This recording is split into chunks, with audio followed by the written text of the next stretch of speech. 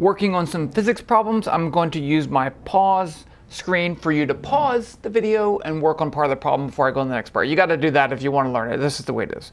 Here's the problem we're doing, number 6. 2 rocks are released from a bridge that's 5, it's not really released. They're thrown. It should say thrown. 2 rocks are thrown from a bridge that's 5 meters above the water. The first rock is thrown up with a velocity of 4.5 meters per second. The second rock is thrown down with a velocity of 4.5 meters per second. What's the difference in time between the 2 splashes? Okay, the first thing, sketch a picture. Write down everything that you know. Write down any assumptions that you're going to make, and write down what you're looking for. So go ahead and pause the video to do that right now. I assume you did it. Okay, so let's draw a picture. I have here my bridge. That looks nice, huh? And then I have 2 rocks. So this one's going to be thrown up with V0 equals 4.5 meters per second. And this one's thrown down negative in the y direction, 4.5 meters per second. So I have that. Okay. Next, I have the water, which I didn't draw. There's my water. And it is a height of 5 meters. Now for assumptions. I'm going to assume this is projectile motion, so the vertical acceleration is negative g, 9.8 meters per second squared in the negative direction. I'm going to assume no air resistance. That seems clear. I'm going to assume that if we want to find the difference in times, we're not going to worry about the speed of sound. Okay, so this one's going to go up and back down. We'll call that A. We'll call that object A, and this one's just going to go straight down. We're going to call that object B. And so what we're finding is delta T, which one's going to hit the ground first? B minus TA. That's what we're looking for. Okay. Now, I want to go ahead and pause again.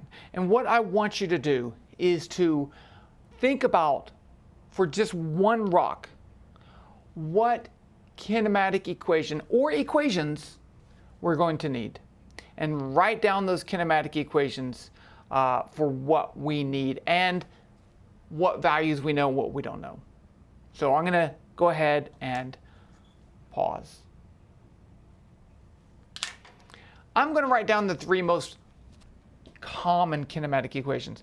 I should have done one other thing, and that was to say, where is y equals 0? We're in one-dimensional motion because it doesn't really matter if it's moving x and y direction, just one direction. So I'm going to call this y equals 0 down here at the water. That's the most obvious choice, not the only choice. It doesn't really matter. But we're dealing with a y direction. So the 3 kinematic equations that we can write are vy. I'm going to just call them v. I'm not going to say the y subscript. We're only in the y direction.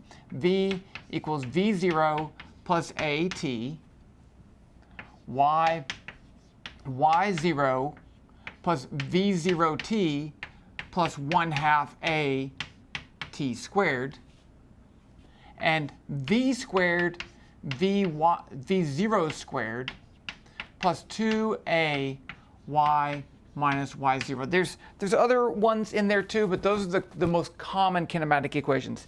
Now, think about what we know, what we're trying to find. Okay, let's just start destroying these equations. So this one right here, do I know the velocity right before it hits the ground?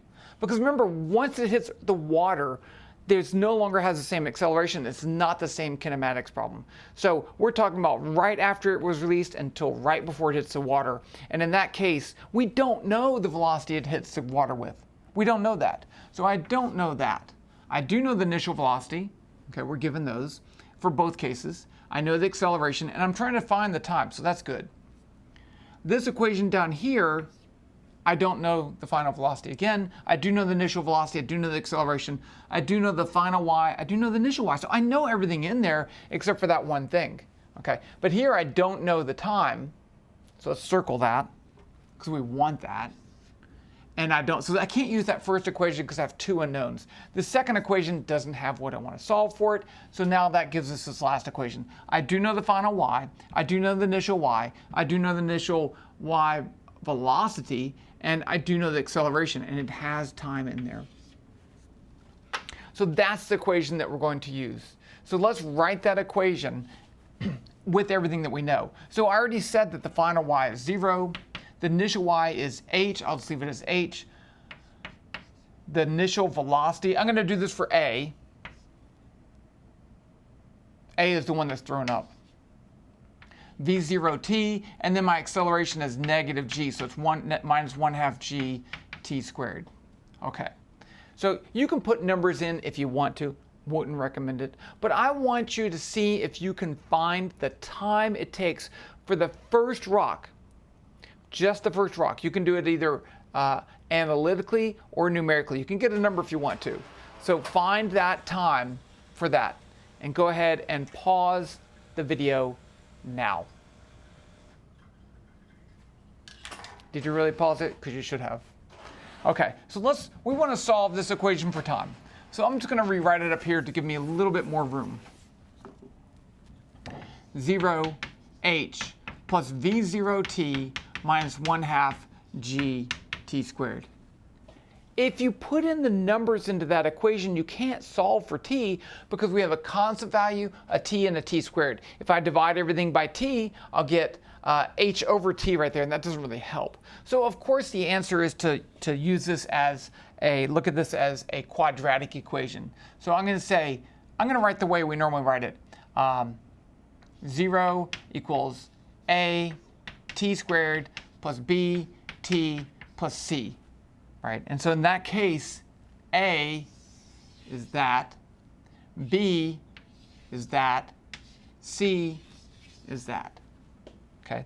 And then I can, we usually write it in terms of x, but it doesn't really matter. So now I know the solution. T is negative b plus or minus the square root of b squared minus 4ac over 2a. So I'm going to go ahead and put in my a, b, and c and write this expression. T is negative b. Okay, so b is v0, so negative v0 plus or minus the square root of v0 squared. I haven't put in my numbers here yet.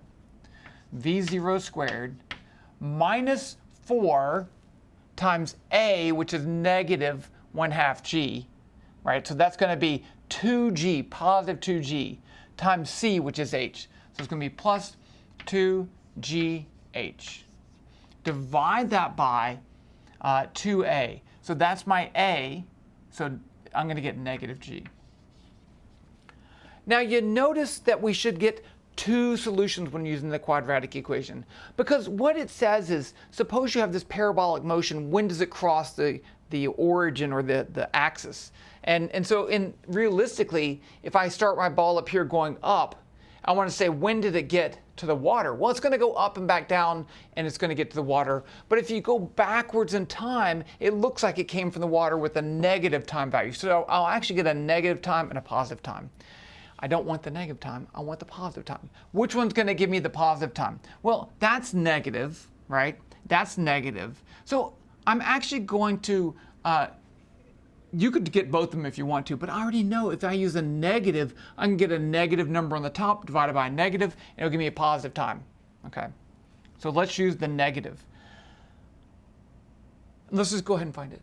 So TA is going to be negative v, negative, I'll write it out. Negative v naught, which is 4.5, minus the square root of 4.5 squared, plus 2 times 9.8 times 5 over negative 9.8. Yep. Okay, let's go ahead and put that in the calculator. Drop. Okay, so I can't see. So I'm going to do it the right way. Negative, 4.5 negative, and then I'm going to do this, 4.5 squared. Oops, I'm messing up here. Enter. Okay, 4.5 squared.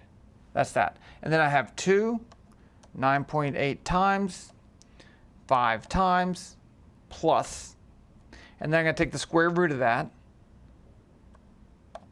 Oh, no, I'm having a problem with this. The square root of that is right there. There it is. Okay. Now I'm going to subtract that.